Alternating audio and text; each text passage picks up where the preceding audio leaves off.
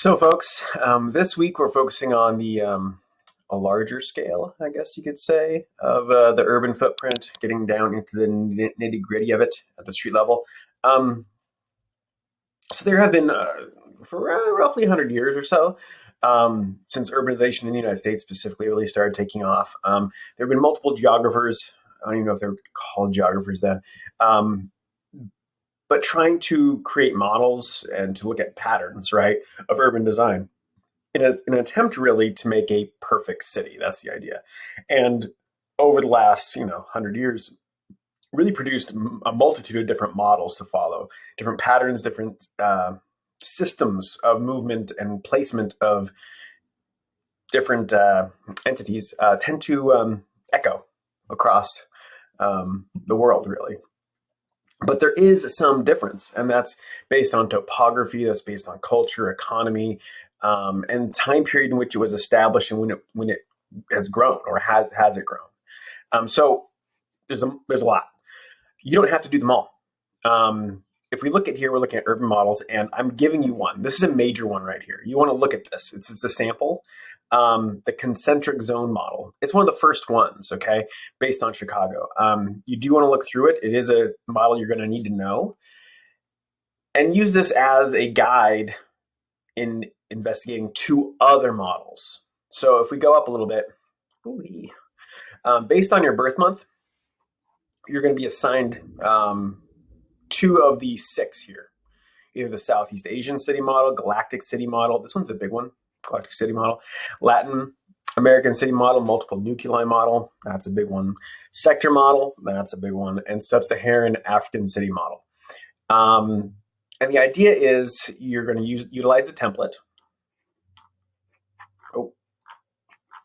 Right here.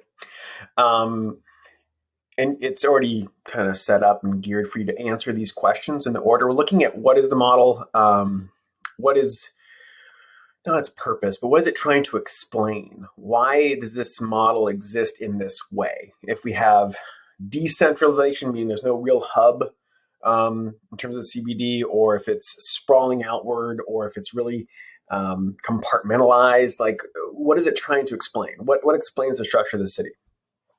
And then the pros and cons. Some of the pros and cons are going to be easier to find than others. I'm not looking for you to be an expert. It's more about just like coming to an exposure to pros and cons of these city models. What do they leave out? What do they show really well? What can we learn from them? And I've compiled some resources here. Some are videos, some are web pages, some are articles. And it's a place to start. I don't foresee you needing to go far outside of these resources. But if you do and you find a great one, please email it to me and I'll add it to the list. Okay. And the idea is you'll be posting just two, right, based on your birth month. And then in your responses, we're doing what we did really last week, right? We're not just critiquing, we're not saying, great job.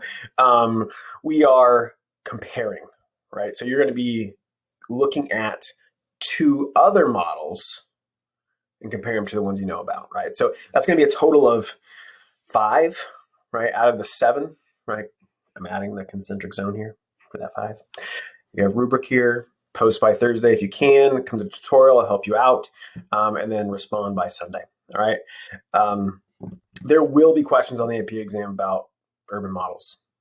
Air high five. It's digital, actually, I guess, no air. Anyway, if you have questions, please email me, folks. Again, tutorial.